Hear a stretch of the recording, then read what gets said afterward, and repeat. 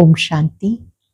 आज 19 सितंबर 2025 के साकार मधुर महावाक्य है और आज का दिन प्रेरणा प्राप्त करने का दिन है। आज के दिन इस संस्था के महासचिव आदरणीय भ्राता निर्वैर जी का स्मृति दिवस है। आज उनका प्रथम स्मृति दिवस है और उनकी एक मुख्य विशेषता कि उन्हें मोहब्बत का देवता कहा जाता है। हर आत्मा से रूहानी स्नेह रखना, उनकी मदद करना, उन्हें यथासंभव सहयोग देना, ये उनके जीवन का मुख्य कर्तव्य रहा।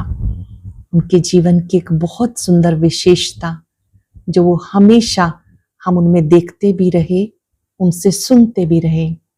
उन्होंने एक बात सभी ब्राह्मणों के लिए विशेष कही कि दो चीजें जीवन में कभी मिस नहीं करना, एक अमृत वेला और दूसरा मुरली क्लास। ये दो आपके पंख हैं जिन्हें कभी भी कमजोर नहीं होने देना। हमेशा जब भी क्लास में आते तो एक चीज याद दिलाते कि हम सबको जो ब्राह्मण जीवन मिला है ये खुशियों का जीवन, मौजों का जीवन है। सदा मौज में रहना है, व्याधि में भी सदा मुस्कुराना है। हर एक आत्मा को देखते हुए उसके साथ ज्ञान की लेन देन करनी है, अवगुणों की चर्चा बिल्कुल नहीं।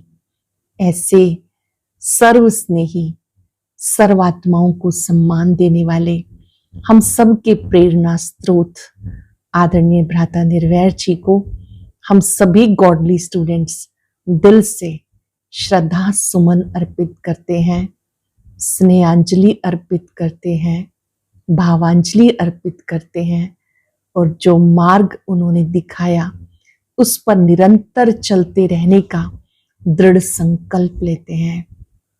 ऐसे दिव्य आत्मा को शत शत नमन, दिल से नमन, वंदन और आभार।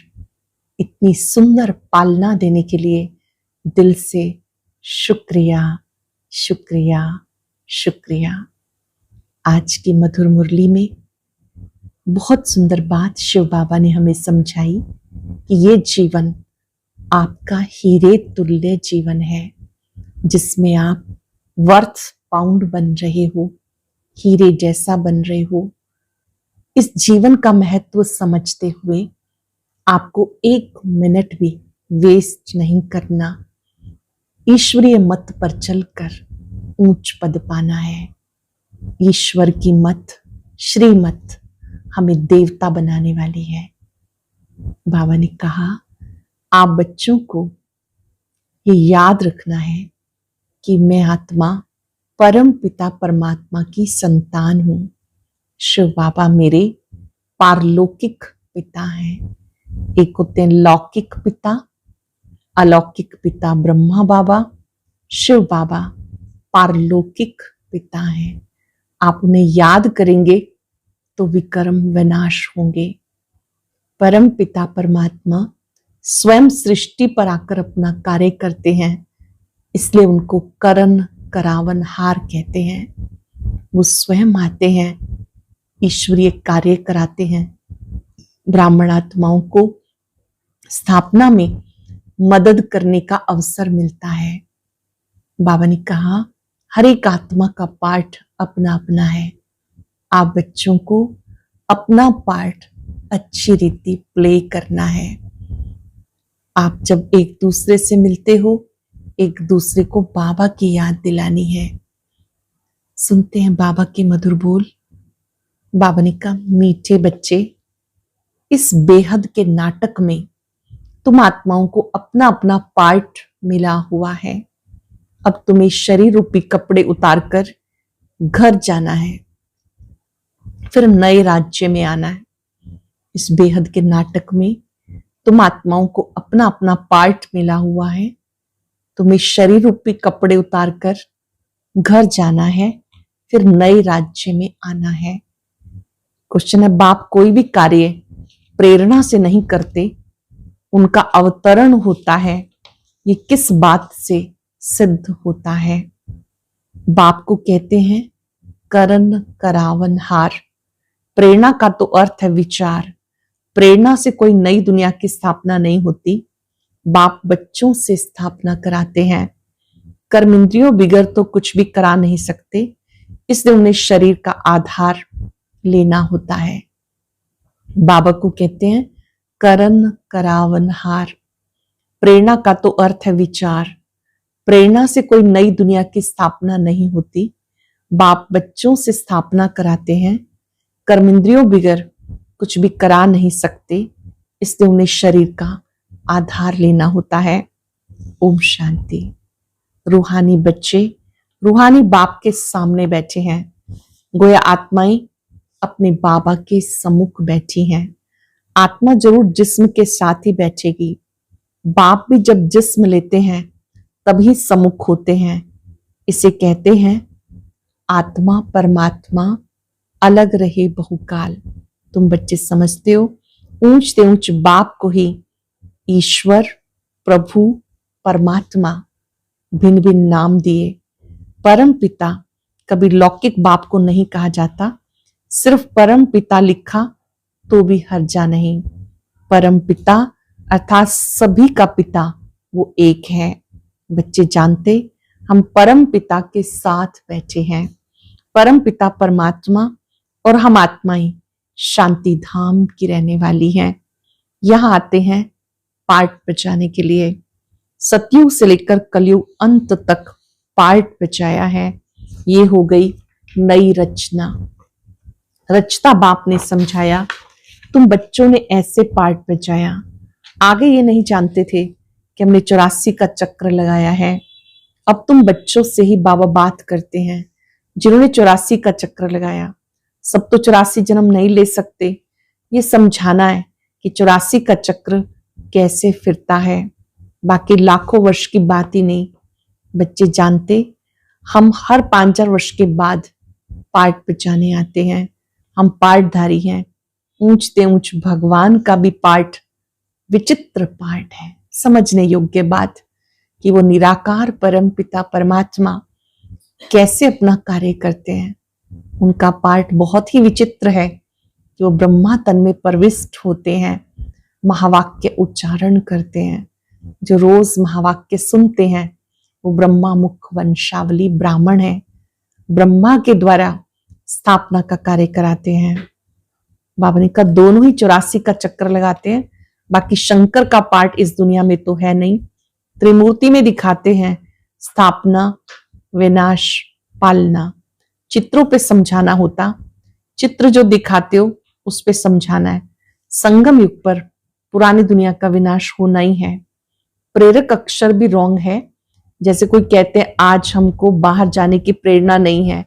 प्रेरणा यानी विचार। प्रेरणा का कोई और अर्थ नहीं। परमात्मा कोई प्रेरणा से काम नहीं करता, ना प्रेरणा से ज्ञान मिल सकता। बाबा आते हैं इन कर्म इंद्रियों द्वारा पाठ बचाने के लिए। कर्म करावनहार है ना, कराएंगे बच्चों से। शरीर बिगड़ तो कर ना सके। इन बातों को कोई भी जानते नहीं, ना ईश्वर बाप को जानते। ऋषि मुनि आदि कहते थे हम ईश्वर को नहीं जानते। ना आत्मा को ना परमात्मा बाप को कोई भी ज्ञान नहीं है। बाबा है मुख्य क्रिएटर, डायरेक्टर। डायरेक्शन भी देते हैं, श्रीमत देते हैं। मनुष्यों की बुद्धि में सत्य ज्ञान की पहचान नहीं। बाबा आकर सत्य ज्ञान देते हैं। तुम बच्चे जानते हो बाबा स्वयं हमें पढ़ाने आते हैं। वो है निराकार बाबा, निराकार आत्माओं का बाबा। शरीर है तब आत्मा बोलती है। बाबा बिगर शरीर तो बोल ना सके।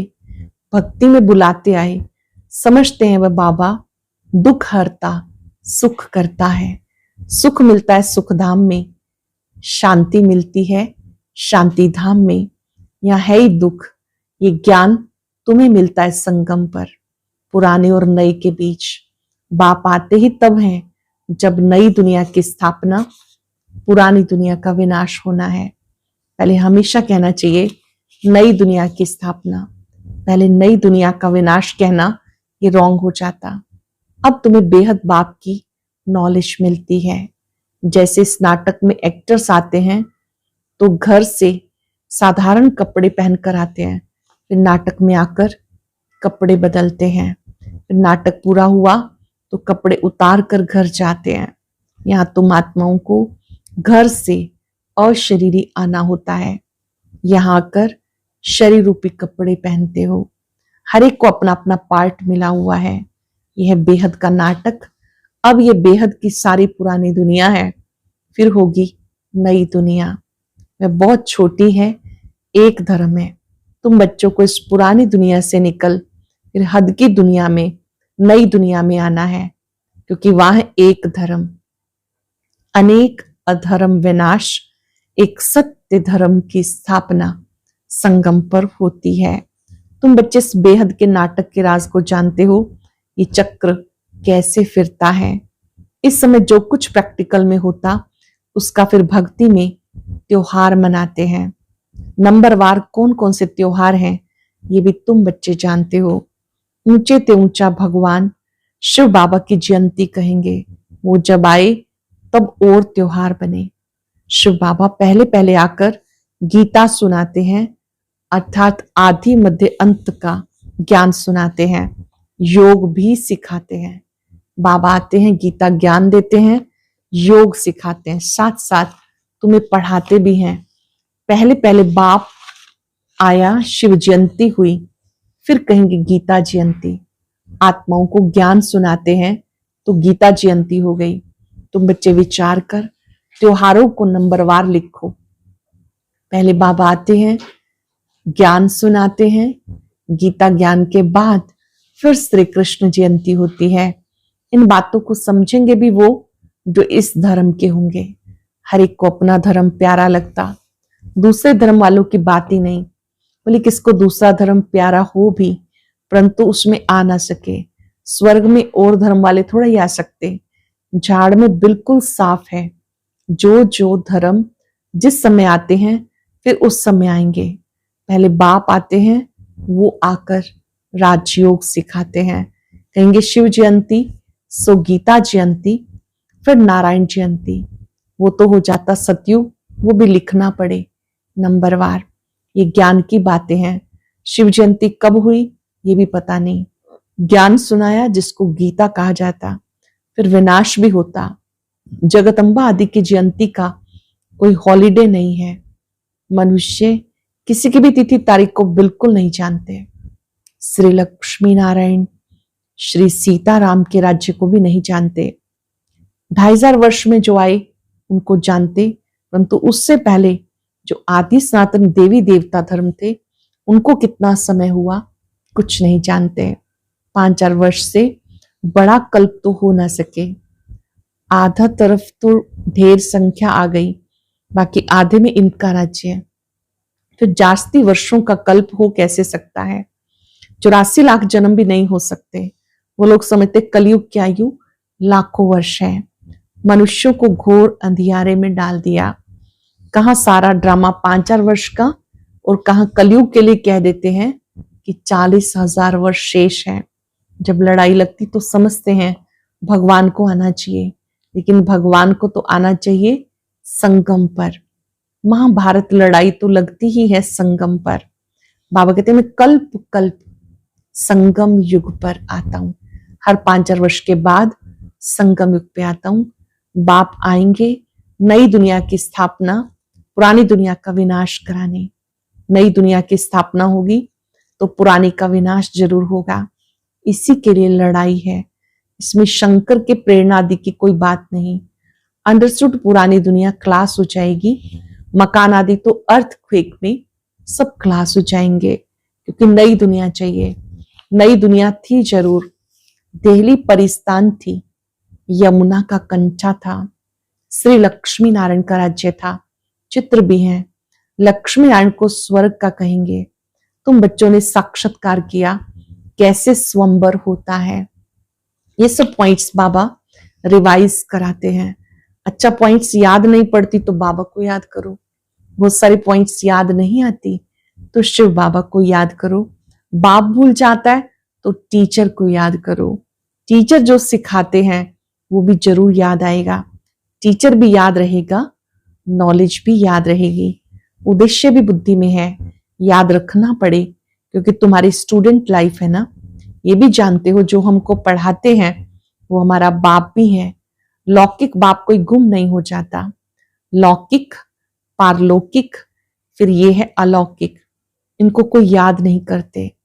लौकिक बाप से तो वर्षा मिलता, अंत तक याद रहती, शरीर छोड़ फिर दूसरा बाप मिलता, जन्म बाई जन्म लौकिक बाप मिलते, पारलौकिक बाप को भी दुख व सुख में याद करते हैं। बच्चा मिला तो कहेंगे ईश्वर ने बच्चा दिया, बाकी प्रजापिता ब्रह्मा को क्यों याद करेंगे, इनसे कुछ मिलता थोड़ी है, इनको तो अलौकिक कहा जाता। जानते हो हम ब्रह्मा द्वारा शिव बाबा से वर्षा ले रहे हैं। जैसे हम पढ़ते हैं ये रथ भी निमित्त बना हुआ है, बहुत जन्मों के अंत में इनका शरीर रथ बना। रथ का नाम तो रखना पड़ता, ये है बेहद का सन्यास। शिव बाबा ने ही नाम प्रजापिता ब्रह्मा दिया, पहले नाम दादा लेखराज था, जब बेहद का सन्यास किया तो नाम बदल दिया। रथ कायम ही रहता, बाकी का ठिकाना नहीं, चलते चलते फिर भागंती हो जाते। ये रथ तो मुकर्रर है ड्रामानुसार, इसे कहते भाग्यशाली रथ। तुम सबको भाग्यशाली रथ नहीं कहेंगे, भाग्यशाली रथ एक माना जाता जिसमें बाबा आकर ज्ञान देते हैं, स्थापना का कार्य कराते। तुम भाग्यशाली रथ नहीं ठहरे, तुम्हारी आत्मा इस रथ में बैठ पड़ती है, आत्मा पवित्र बन जाती, इसलिए बलिहारी इस तन की है जो इसमें बैठ करके पढ़ाते हैं। ये अंतिम जन्म बहुत वैल्यूएबल है, फिर शरीर बदल हम देवता बन जाएंगे। इस पुराने शरीर द्वारा तुम शिक्षा पाते हो, शिव बाबा के बनते हो। तुम जानते हो हमारी पहली जीवन वर्थ नाटे पहनी थी और अब वर्थ पाउंड बन रही है। जितना पढ़ेंगे उतना ऊंच पद पाएंगे। बाबा ने समझाया याद की यात्रा मुख्य है। इसको ही भारत का प्राचीन योग कहते हैं, जिससे तुम पतित से पावन बन जाते हो। स्वर्गवासी तो सब बनते, फिर है पढ़ाई पे मदार। तुम बेहद के स्कूल में बैठे हो, फिर तुम देवता बन जाएंगे। आप बेहद के स्कूल में हो, फिर देवता बनेंगे। तुम समझ सकते हो ऊंच पद कौन पा सकते हैं, उनकी क्वालिफिकेशन क्या होनी चाहिए। पहले हमारे में भी क्वालिफिकेशन नहीं थी, आसुरी मत पे थे, अब ईश्वरीय मत मिलती, आसुरी मत से हम उतरती कला में जाते, ईश्वरीय मत से चढ़ती कला में जाते हैं। ईश्वरीय मत देने वाला, आसुरी मत देने वाला दोनों अलग अलग हैं। बाबा ईश्वरीय मत देते, आसुरी मत देने वाले अनेक हैं। माँ बाप, भाई बहन, टीचर, गुरु, कितनों की मत मिलती है। अब तुम्हें एक मत मिलती जो 21 जन्म काम आती, तो ऐसे श्रीमत पर चलना चाहिए।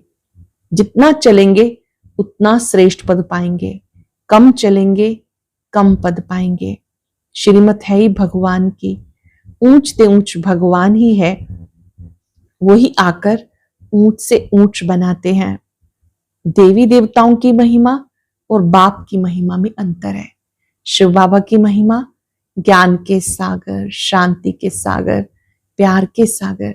देवी देवताओं की महिमा सर्वगुण संपन्न, 16 कला संपूर्ण, संपूर्ण निर्विकारी, मर्यादा पुरुषोत्तम। अब नहीं तो कभी नहीं। अभी तुम बच्चे पुरुषार्थ करके देवी देवता बनते हो। बाबा संगम युग पे आते, ब्रह्मा के द्वारा ब्राह्मण, ब्रह्मा के बच्चे तुम सब ठहरे, वह ग्रेट ग्रेट ग्रैंडफादर। बोलो प्रजापिता ब्रह्मा का नाम नहीं सुना? परम पिता परमात्मा ब्रह्मा द्वारा सृष्टि रचते हैं, ब्राह्मण कुल है, ब्रह्मा मुख वंशावली, भाई बहन हो गए। यहाँ राजा रानी की बात नहीं, ये ब्राह्मण कुल संगम का थोड़ा समय चलता, राजाई ना पांडवों की ना कौरवों की है। अच्छा, मीठे मीठे सिक्के लदे बच्चों प्रति माता पिता बाप दादा का याद प्यार गुड मॉर्निंग। रूहानी बाप की रूहानी बच्चों को नमस्ते, रूहानी बच्चों के रूहानी बाप दादा को याद प्यार नमस्ते गुड मॉर्निंग। शुक्रिया बाबा, शुक्रिया। धारणा के लिए सार, 21 जन्म श्रेष्ठ पद का अधिकारी बनने के लिए सब आसुरी मतों को छोड़ एक ईश्वरीय मत पे चलना है, संपूर्ण निर्विकारी बनना है।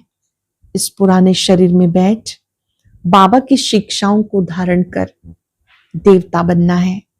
ये बहुत बहुत वैल्यूएबल जीवन है, वर्थ पाउंड बनना है, हीरे जैसा बनना है। वरदान है, सर्वात्माओं को यथार्थ अविनाशी सहारा देने वाले आधार उद्धार मूर्त भव। सर्वात्माओं को यथार्थ अविनाशी सहारा देने वाले आधार उद्धार मूर्त भव। वर्तमान समय विश्व के चारों ओर कोई ना कोई हलचल है। कहां मन के अनेक टेंशन की हलचल है, कहां प्रकृति के तमो प्रधान वायुमंडल के कारण हलचल है। अल्पकाल के साधन सबको चिंता की चिता पर लिए जा रहे हैं। इसलिए अल्पकाल के आधार से, प्राप्तियों से, विधियों से थक कर वास्तविक सहारा ढूंढ रहे हैं। तो आप आधार उद्धार मूर्त आत्माएं, उन्हें श्रेष्ठ अविनाशी प्राप्तियों की यथार्थ वास्तविक अविनाशी सहारे की अनुभूति कराओ। बाबा ही आधार है, आप सबके आधार और उद्धार मूर्त आत्मा है। बाबा ने कहा सबको ही अनुभव कराओ। आधार मूर्त आत्माओं को ही, आपका ही अनुभव दूसरों को काम आएगा। अल्पकाल के साधन सबको चिंता की चिता पर लिए जा रहे हैं। अल्पकाल के आधार से, प्राप्तियों से, विधियों से थक कर वास्तविक सहारा ढूंढ रहे हैं। तो आप आधार उद्धार मूर्त आत्माएं, उन्हें श्रेष्ठ अविनाशी प्राप्तियों की यथार्थ वास्तविक अविनाशी सहारे की अनुभूति कराओ। स्लोगन है, समय अमूल्य खजाना है, इसलिए उसे नष्ट करने की बजाय फौरन निर्णय कर सफल करो। समय अमूल्य खजाना है, इसे नष्ट करने की बजाय फौरन निर्णय कर सफल करो। अब लगन की अग्नि को प्रज्वलित कर योग को ज्वाला रूप बनाओ। जैसे सूर्य की किरणें फैलती हैं, वैसे मास्टर सर्वशक्तिवान की स्टेज पर शक्तियों व विशेषताओं रूपी किरणें चारों ओर फैलती अनुभव करें। इसके लिए मैं मास्टर सर्वशक्तिवान निर्विघ्न आत्मा हूं। इस स्वमान की सीट पर सेट होकर कार्य करो तो विघ्न सामने रुक भी नहीं सकेंगे। आज हम अभ्यास करेंगे, मैं मास्टर सर्वशक्तिवान निर्विघ्न आत्मा हूं। जैसे हम सूर्य के सामने खड़े होते हैं, सूर्य की तेज किरणें अनुभव कराती हैं, शक्ति देती हैं, एनर्जी देती हैं। ऐसे ही मास्टर सर्वशक्तिवान की सीट पर सेट हो जाएं।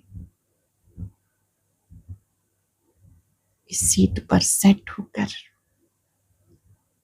बाबा की पवित्र किरणों को अपने में आता अनुभव करें। उनकी लाइट मुझ में समा रही है, मुझसे दूर दूर तक फैल रही है। मैं मास्टर सर्वशक्तिवान निर्विघ्न आत्मा हूं।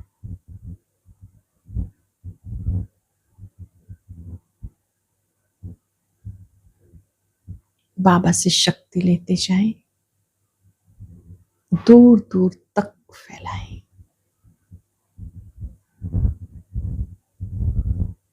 शुक्रिया बाबा, शुक्रिया। और अभी सुनते हैं आज का अव्यक्त ज्ञान मोती।